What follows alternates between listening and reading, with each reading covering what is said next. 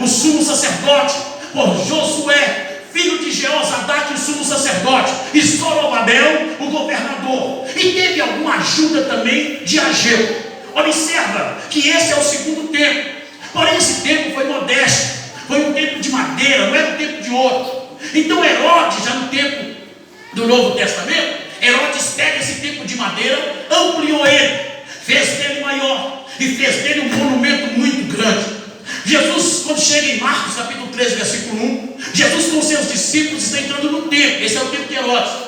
E sobre o templo, os discípulos dizem: mestre, olha que magnífica construção, olha essas pedras, mestre. As pedras da edificação do templo de Herodes não era como um tijolo nos dias odiernos que nós vivemos. A pedra, ela media cerca de 3 metros de largura, 2 metros de altura, 2 metros de largura, pesando aproximadamente de 5 a 6 toneladas cada pedra. As pedras eram gigantes. Por isso os discípulos olharam e disseram: mestre, olha que coisa gigantesca, que coisa monstruosa. Então Jesus libera a profecia dizendo: na verdade vos digo, que não ficará aqui pedra sobre pedra que não seja derrubada. Jesus estava referindo-se à destruição do templo. Ele disse que nem os alicerces iriam ficar. E isso aconteceu no ano 70 depois de Cristo, quando Tito, Vespasiano, eles vieram, e o último foi Tito, invadiu Jerusalém, destruiu tudo. Não ficou nenhum alicerce. Sabe por quê? Porque eles acreditavam que aonde estava o templo era o templo de Salomão. Salomão tinha enterrado o ouro debaixo do templo ali. Eles cavaram tudo, derrubou o templo e cavaram até os alicerces. Eles não acharam ouro, mas cumpriu a profecia de Jesus, que nem os alicerces ficaram no lugar. Então foi destruído. Mas aí Jesus chega em João capítulo 2, versículo 19. Mais uma vez Jesus vai entrar no templo com os discípulos. E agora Jesus olha para o templo, o discípulo diz: mestre, olha que magnífica construção. Jesus olha para os discípulos e diz assim: na verdade vos digo, que este templo será destruído, mas em 3 dias eu o reconstruirei. Os discípulos assustaram, porque agora Jesus não está falando de um templo fixo, não, um templo literal, material, mas ele estava falando de um templo espiritual. Ele estava falando da sua própria morte e ressurreição. Os discípulos dizem: mas mestre, esse templo durou 46 anos para ser construído. O Senhor disse que derruba, em 3 dias reconstrói. Eles não entenderam. Mas escuta isso: Jesus estava falando da sua morte e da sua ressurreição. Porque a palavra templo ou a palavra casa na Bíblia Sagrada tem 3 vertentes variantes ou significado. O primeiro significado da palavra casa está no âmbito literal. É a minha casa, a sua casa, onde nós residimos e moramos. 1 Samuel capítulo 16. Deus disse a Samuel: enche teu vaso de azeite, vai até a casa de Jessé o belemita, e lá tem um que eu já levantei para ser rei. Literalmente a casa onde Davi morava. O segundo significado da palavra casa na Bíblia é esse lugar onde nós estamos. Casa onde nós adoramos a Deus, casa onde nós cultuamos ao Senhor. O salmista no Salmo 27 ele diz: uma coisa eu pedi ao Senhor e a buscarei, que eu possa morar todos os dias da minha vida na casa do Senhor, para contemplar a formosura do Senhor e aprender no seu templo. Casa, templo, esse lugar onde nós estamos. Mas o terceiro significado da palavra casa é a minha vida, é a sua vida. A Bíblia diz que nós somos templo do Espírito Santo, um edifício espiritual, casa, morada de Deus. Quando Jesus disse: este templo, esta casa será destruída e em 3 dias eu reconstruirei, ele está dizendo: eu serei sacrificado como um cordeiro, morrerei, mas no 3º dia eu hei de ressuscitar dentre os mortos. Então Jesus estava anunciando a sua missão na terra. Mas antes de Jesus morrer, ele passou por 6 tribunais aproximadamente. O primeiro tribunal de Cristo, ele é levado à casa de Anás, o sacerdote. O julgamento começou por volta da meia-noite. Preste atenção nisso. O julgamento começou na casa de Anás, o sacerdote, meia-noite. Segundo a lei judaica, se alguém fosse condenado, réu de juízo, julgado, o julgamento deveria ser durante o dia. E se o julgamento acontecesse durante o dia, o réu tinha o direito a uma defesa. Nos dias de hoje, um advogado, ou ele mesmo se defender. Mas se porventura ele fosse julgado à noite, ele perderia todo o direito de uma defesa. Olha a covardia que fizeram com Jesus. O julgamento começou meia-noite na casa de Anás, justamente para Jesus não ter condição nenhuma de defesa. Mas Anás não achou defeito em Jesus, mandou Jesus para Caifás, o sumo sacerdote. Caifás não achou defeito em Jesus, mandaram Jesus para o Sinédrio, uma espécie de fórum judaico daquela época.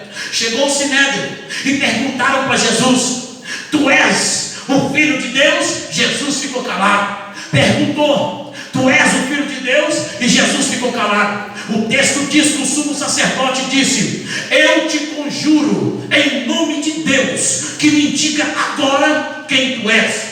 Essa palavra, conjuro-te em nome de Deus, dentro do costume judaico, se alguém quisesse arrancar uma confissão verdadeira de um judeu, chegava para ele e dizia: eu te conjuro em nome de Deus, que me diga agora a verdade. O judeu não poderia fugir, ele deveria falar a verdade. Então quando diz para Jesus: eu te conjuro em nome de Deus, que me diga agora quem tu és. És tu, Filho de Deus? Aí Jesus tem que dizer a verdade. Ele diz: eu sou. Aleluia. Quando ele diz eu sou, disseram blasfêmia. Do que mais precisamos de testemunha? Olha aí, todo mundo viu a besteira que ele falou. Porém, a jurisdição era dos romanos. Os judeus não poderiam tomar decisão sem antes consultar os romanos. E quem era o governador da Judéia? Era Pilatos. Então chegou e disse: já que nós não podemos matá-lo, vamos levar o assunto até Pilatos. Chegou até Pilatos e disse: senhor governador, esse homem pecou. Aí Pilatos está olhando e diz: o negócio é o seguinte, eu não vejo problema disso, porque nós somos romanos. Isso é coisa de judeu, isso é religião, isso é coisa sua. Mas de onde é que esse homem é? Da Galileia. Então vamos mandar ele para Herodes, porque Herodes é o governador da Galileia. Já que esse homem é de lá, a jurisdição é dele. Mandou Jesus para Herodes.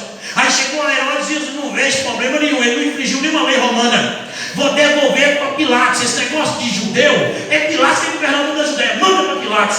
Quando mandou para Pilatos de volta, Pilatos pegou um martelo e foi dar a sentença. Quando Pilatos foi dar a sentença, um soldado, diz a Bíblia, que entrou com um bilhete na mão, correndo, desesperado, gritando: senhor governador, não faça nada ainda, eu trago um bilhete da sua esposa. E ela disse: não dê a sentença antes de ler esse bilhete. Quando Pilatos abriu o bilhete, estava escrito assim: não te envolvas com esse justo, porque em sonho eu muito sofri por causa dele. Pilatos olhou, ficou com medo, diz: eu não vou mexer com isso, é coisa nenhuma. O povo gritou em uma só voz, dizendo: então o sangue dele cai e sobre os nossos filhos. Pilatos lavou as mãos e entregou Jesus na mão do povo, e o povo crucificou. Morreu Jesus.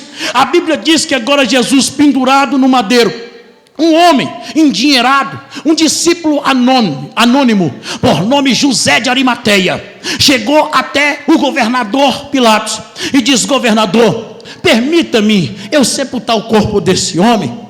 Deixa eu sepultar. Pilatos deu a ordem dizendo: pode sepultar. José de Arimateia, juntamente com Nicodemos, diz o texto, o mesmo que Jesus teve um diálogo com ele acerca do novo nascimento, vieram para embalsamar o corpo do Senhor. O sepulcro que havia ali era de José de Arimateia. Era um sepulcro virgem, a qual ninguém nunca tinha sido sepultado.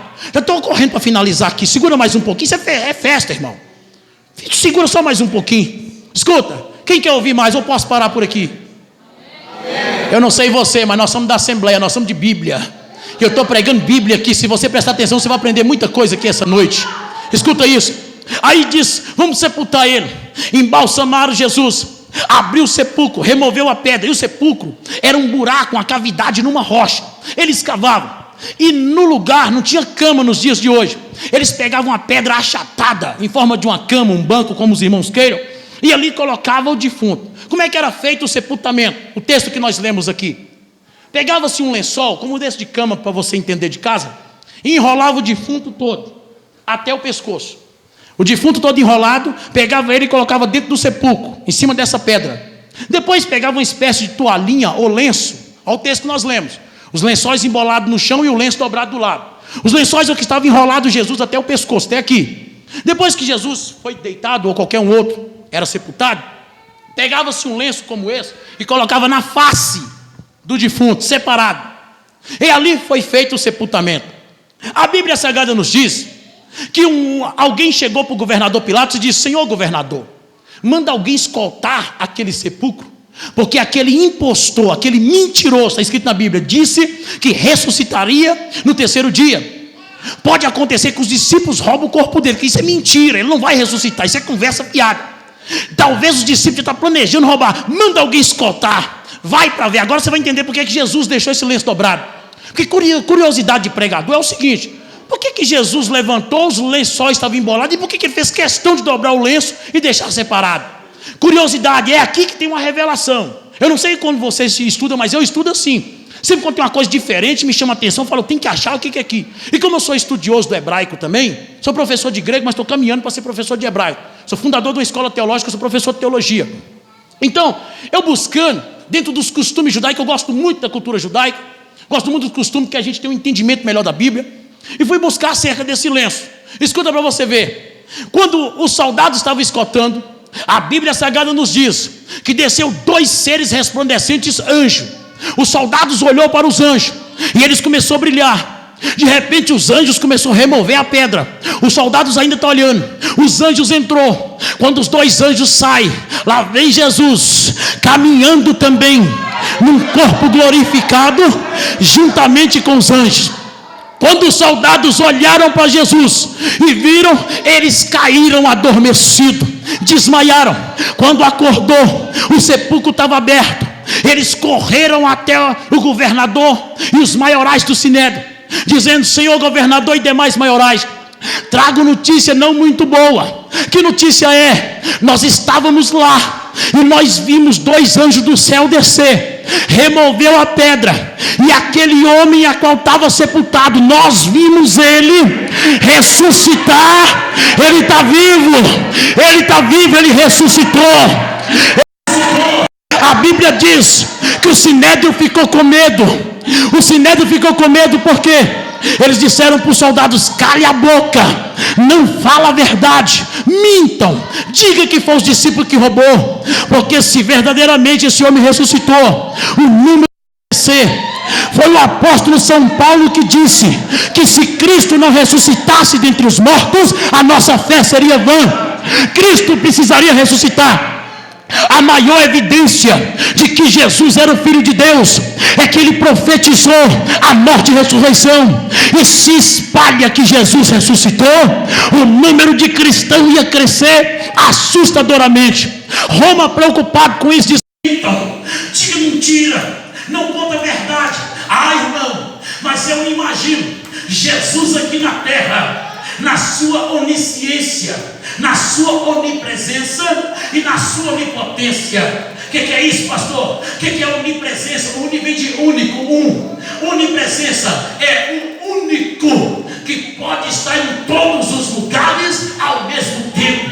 Anjo não pode fazer, demônio não tem essa capacidade, Satanás não tem, então ele é o único que pode estar em todo lugar. Onde tiver 2 ou 3, aqui nessa noite ele está. Se tiver um culto no Japão, ele está lá também. Se tiver um culto nos Estados Unidos, ele está lá também. Se tiver um culto no outro lado do mundo, ele está também. Ele está presente em todos os lugares. Ao mesmo tempo que ele está aqui, você está na casa quebrando todo laço de macumba contra a tua família. Aleluia. Ele é onisciente, o único que tem capacidade de sondar os pensamentos do homem e saber o que o homem pensa muito antes dele falar. O diabo não pode saber o que você pensa, mas ele pega aquilo que você fala. É por isso que quando eu estou no monte orando a Deus, eu fico caladinho. E alguns sobem e dizem: pastor Alessandro, o senhor nem parece ser pentecostal. Eles confundem pentecostalismo com pula-pula, não tem nada a ver uma coisa com a outra. Mas o senhor fica muito caladinho. Eu falei que eu não quero que Satanás escuta os meus projetos com Deus, porque eu tenho que conversar no meu quarto em secreto com o Senhor, ninguém ouve. E ele que está em secreto, ele me escuta. É assim que eu oro.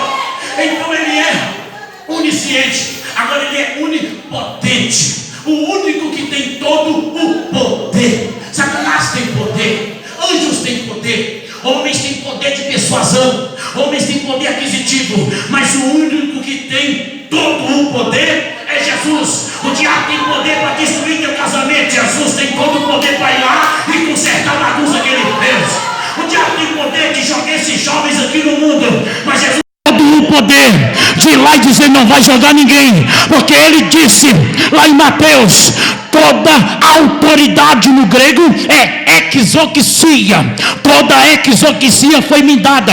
Exoquisia é autoridade dada, autoridade delegada, autoridade confiada.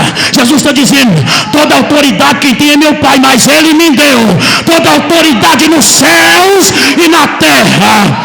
Eu tenho todo o poder. Escuta isso.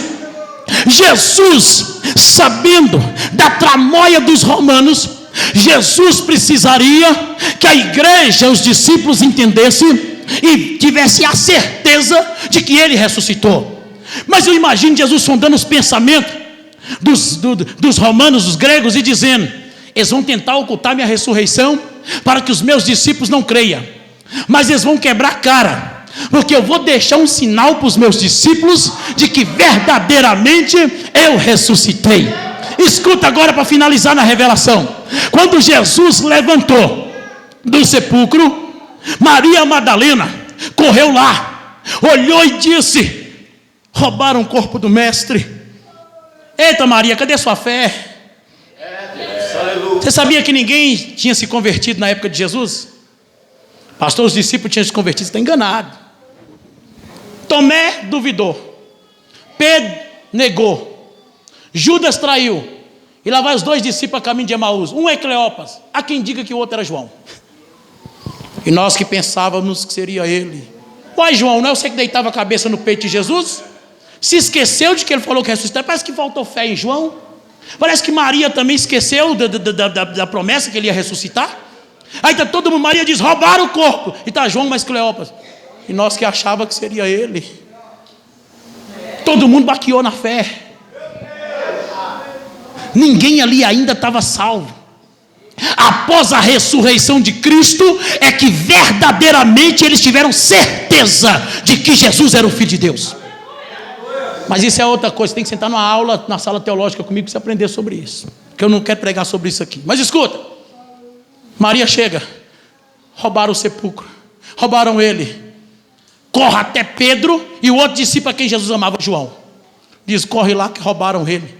Lá vem Pedro, pensando em Pedro. Pedro é atrevido, irmão. Pedro vem correndo, mas João amava mais do que Pedro. Aí João correu mais depressa. Quando João chegou, João só olhou, a pedra removida e nem entrou. Pedro é atrevido, irmão. Pedro já entrou com tudo. Cadê ele? Mexeu com ele, mexeu comigo. Cadê ele? Cadê ele?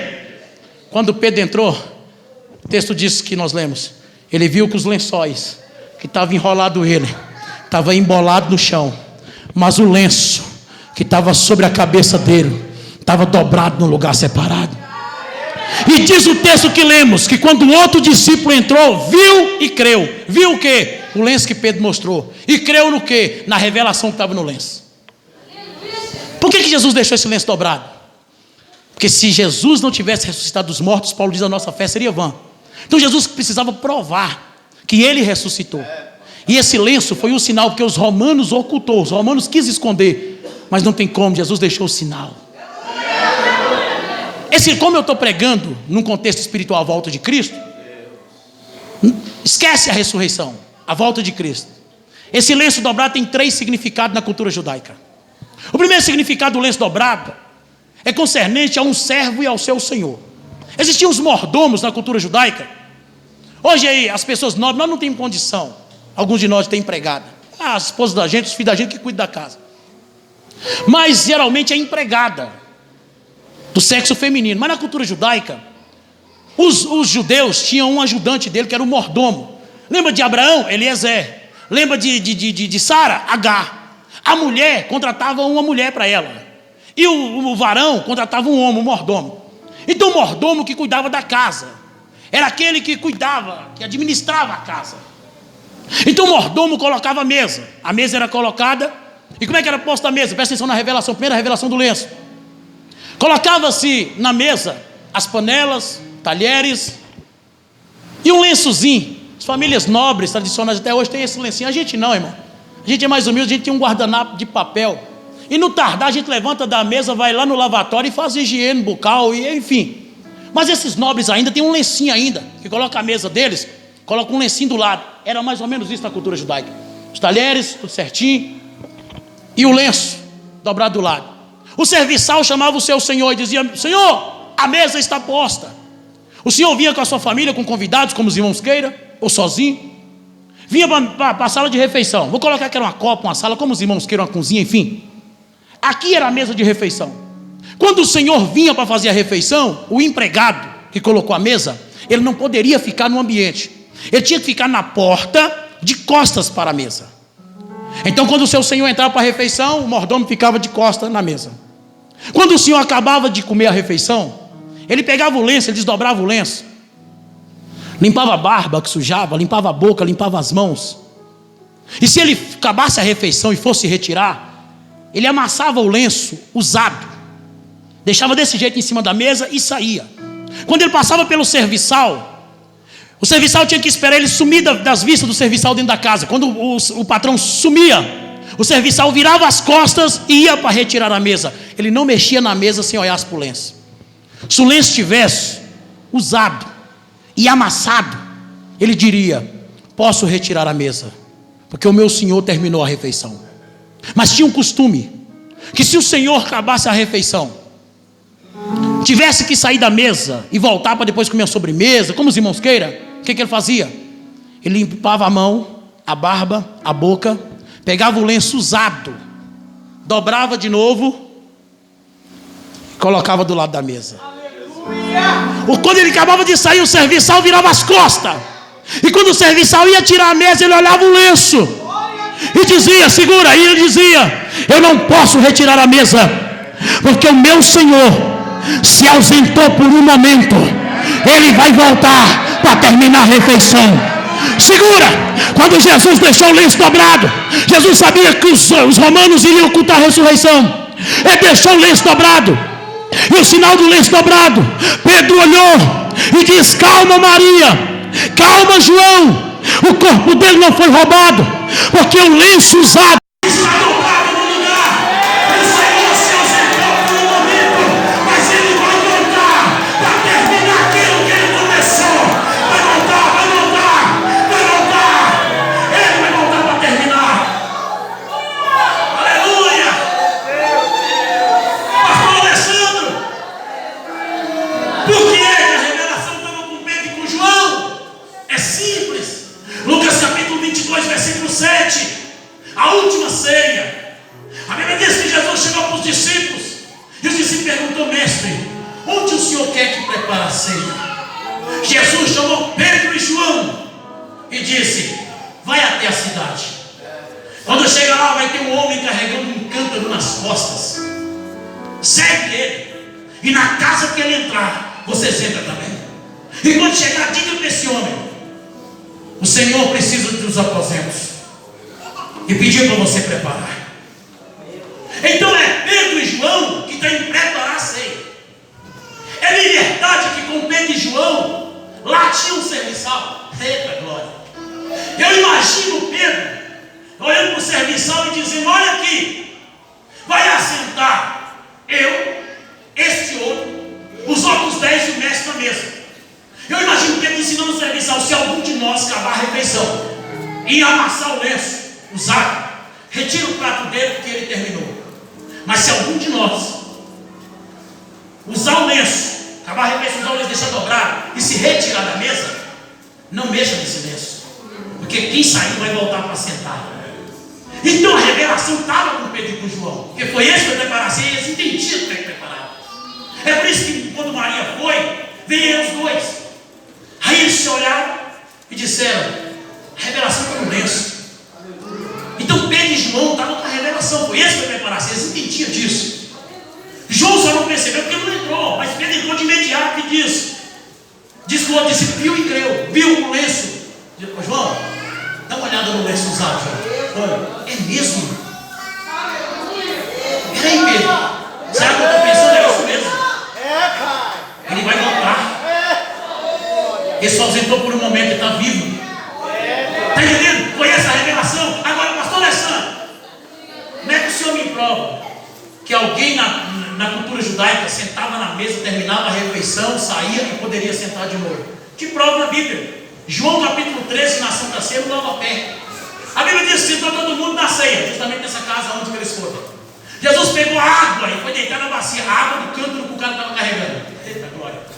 Jogou água na bacia. Jesus levantou da ceia da mesa, colocou água na bacia, lavou os pés dos discípulos. Pensei, quem está no banho de lavar, nós sabemos da história. Jesus acaba de lavar. A Bíblia diz que Jesus colocou de novo a toalha e assentou de novo na mesa. Então tinha um costume de alguém estar na ceia, se levantar e depois voltar para terminar a ceia. A primeira revelação, Jesus está dizendo: eu me ausentei por um momento, mas para terminar aquilo que eu comecei. Fica tranquilo, ele vai voltar para terminar. E a segunda revelação, bem rápida. A segunda revelação é num casamento judaico. Esse lance na cultura judaica é coisa séria. Na cultura judaica, quando o moço ia casar, o menino, ele fazia bar mitzvah aos 13 anos de idade, 12 para 13 anos. Aos 12 ele fazia bar mitzvah, e a menina aos 13 fazia a bat mitzvah. O que é isso? Uma cerimônia religiosa a qual o menino se tornava filho da lei. Ele atingia nos dias de hoje, com 12 anos ele atingia a maioridade e era responsável pelos seus próprios pecados. E ali era entregue a um rabino, para que um rabino instruísse ele em toda a lei de Moisés. Bem, quando eles faziam, o menino aos 12 anos fazia bar mitzvah, a menina aos 13, ele já era prometido um para o outro. Isso é chamado desposamento. Alguém que ainda não é casado, mas é comprometido. Por isso que Maria, quando o anjo aparece, você está grávida, ela diz: mas eu sou desposada. Ou seja, eu sou prometida para o meu marido, mas eu ainda não casei, nem coabitei com ele. Então era desde pequeno. A gente não. A gente espera ficar para titio para poder arrumar um casamento. Mas na cultura judaica começava cedo. Então o menino era prometido. O que acontecia na cultura judaica? O rapazinho já jovem ia na casa do pai e dizia: vim aqui para poder oficializar o negócio e pedir a mão da tua filha. Já é prometida a mim, então vamos vir oficializar. O pai diria para o menino: você tem condição de pagar o dote? Nos dias de hoje, algumas famílias tradicionais têm esse negócio. No Oriente, alguns países muçulmanos ainda têm essa costura. Porque os muçulmanos são descendentes de Ismael, é irmão de Israel. Os judeus é descendente de Isaac. E os árabes são descendentes de Ismael. É por isso que tem essa rixa entre os irmãos. Que Ismael mais Agar foi abandonada, né, por Abraão. Essa rixa aí. Então escuta. Nos países árabes, o muçulmano tem isso ainda. Sabe quanto que é o dote nos dias de hoje em alguns países muçulmanos? De 5 mil a 10 mil dólares. O pai não estava vendendo a filha, não estava negociando. O pai dizia para o moço: vai pagar o dote? Se o pai dissesse no dia de hoje 50 mil, o cara dizia: estou fora. O pai diz: então minha filha não tem valor para você. A cultura judaica é forte, então você não ama minha filha. Mas se o camarada dissesse: estou disposto a pagar o dote, sabe o que o pai da menina dizia? Você não pode usar a herança do seu pai.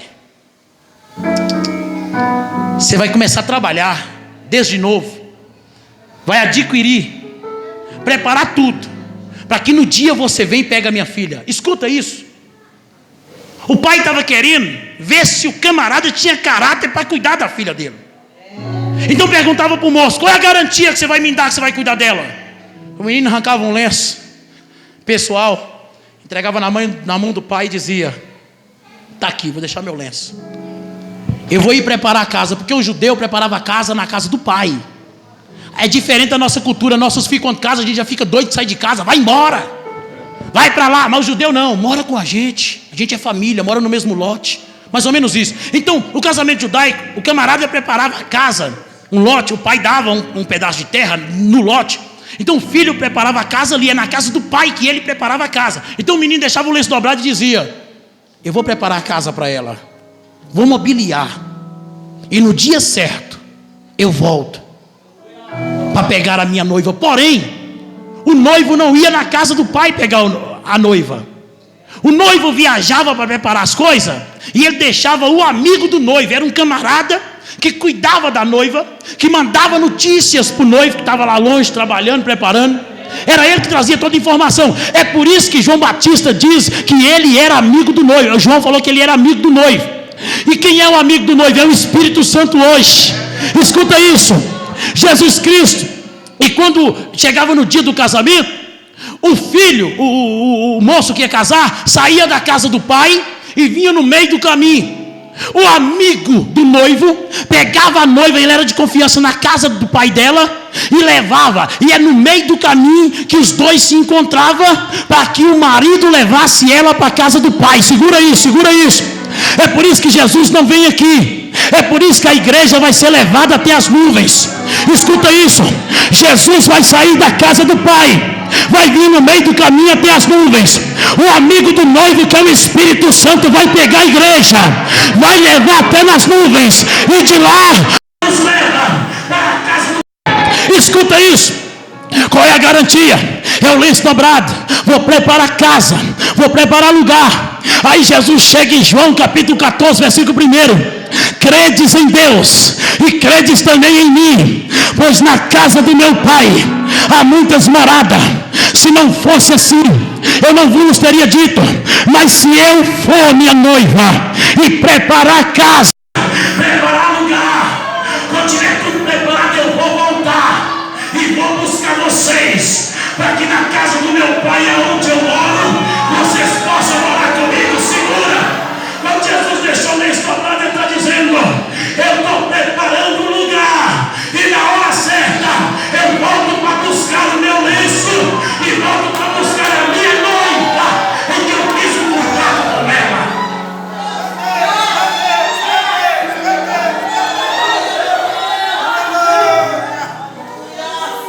O noivo quer fazer um contrato.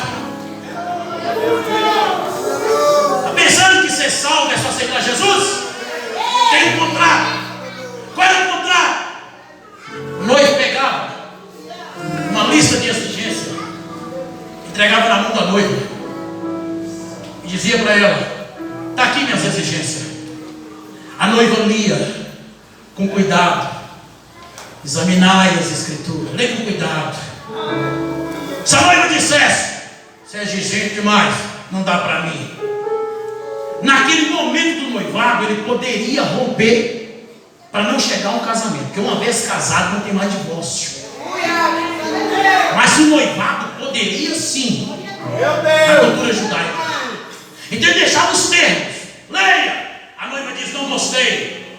Ele diz: vou romper o relacionamento com você agora, não vamos chegar a casar, porque você não serve para ser minha esposa, não é submissa. Mas se a noiva dissesse: eu aceito o contrato, ele diz: então vou preparar a casa e vou voltar para te levar, que você é minha esposa. Quando Jesus fez um trato com a igreja na cruz do Calvário, com a noiva, ele deixou um contrato, deixou isso aqui, e aqui está dizendo o que ele gosta e o que ele não gosta.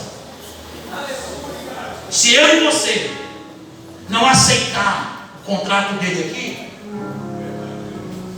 só ficamos noivados, porque ninguém ainda é esposa, nós somos noivos.